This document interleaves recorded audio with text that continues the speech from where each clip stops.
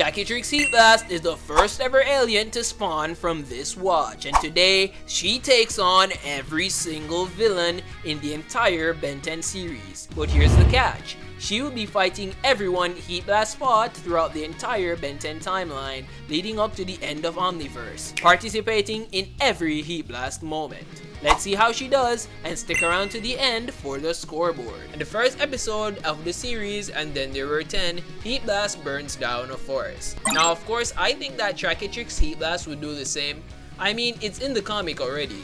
But does she manage to put out this forest fire though? I would say yes, because the same exact principles apply, which is start a new fire and let it burn into the old fire.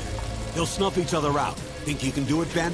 in Washington, BC though, Heatblast takes on a burning building to save some kids. It's as straightforward as it gets. We can assume that she would know how to absorb fire by this point, after practicing with Ben. So this should be an easy W for her. In permanent retirement though, Heatblast is put against the Limax, one of the sadly underrepresented aliens in the franchise. However, they have a matchup advantage as they thrive in heated places. Original series Heatblast is able to win by bursting a water pipe, but in this context, he was wrestling against a huge Limax and losing. Which in the moment, Gwen ends up realizing that water is the Limax weakness, and then conveys that information to Ben. They hate water! I can see pretty much a similar thing happening with Chaquetrix Heatblast.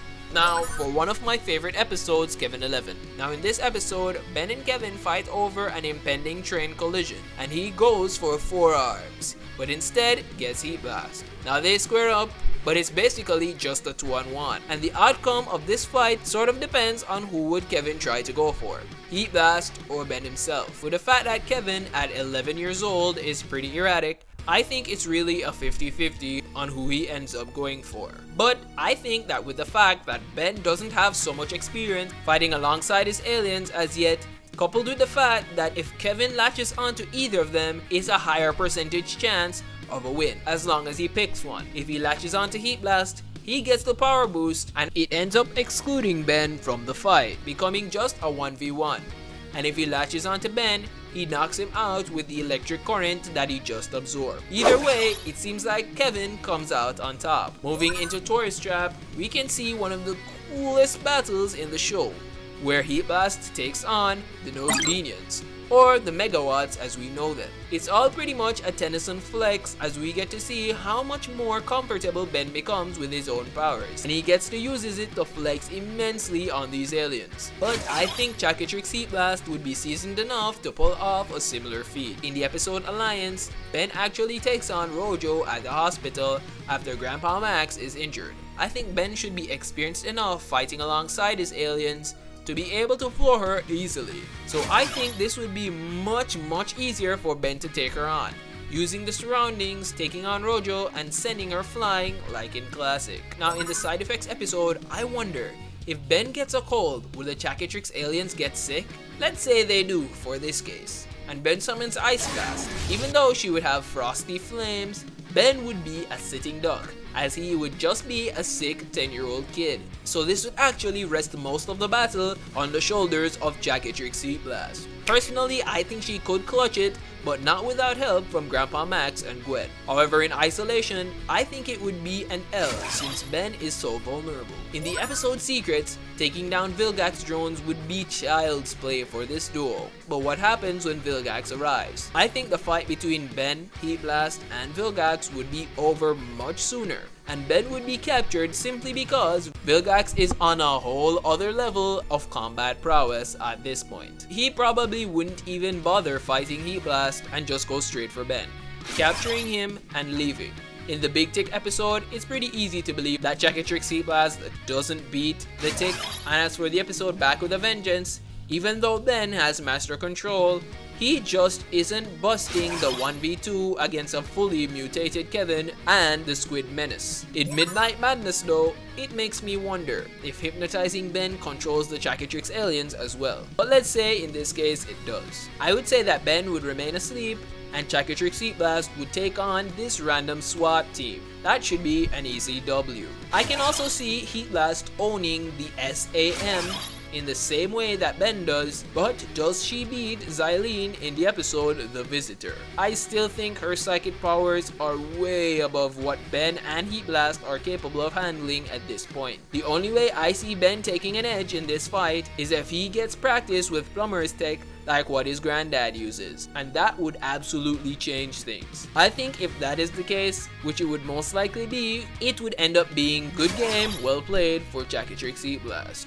Now, in Don't Drink the Water, would a Chaquetrix toddler Heatblast be able to overpower Hex? Since both Ben and the separate Heatblast aren't quite the same person, and I can see her not throwing a tantrum because of Gwen's remarks, since she wouldn't have been a typical Earth kiddo. So I think it's an L for this fight. In the episode My Big Fat Wedding, I see him easily taking down Mr. and Mrs. Man, and of course in Forge of Creation, I can see both Ben and Chaquetrix Heatblast bodying Kevin with no problems. In the Trouble Helix, there is no way Chaquetrix Heatblast takes down the Tyrant Malware. He seems way too bloodthirsty. Now of course there is no Heatblast in Alien Force, but in Ultimate Alien we have hella fights. Firstly, in episode Victor of the Spoils, the gang approach Dr. Victor in the middle of a forest for a battle. Gwen and Kevin get taken out, but then he's able to beat down Dr. Victor with just raw strength and skill.